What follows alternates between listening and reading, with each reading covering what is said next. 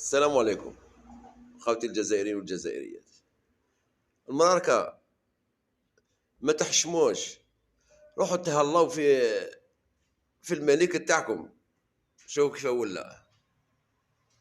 هذا ليكم، هذا باه تعسوا الجزائر صعيب عليكم وتفرحوا لأحزان الجزائر. يعني أي مشكلة تصل للجزائر أنتم ما عندكم عرس، بصح والله تقعدوا انتم الاخرين واحنا لكم بالمرصاد.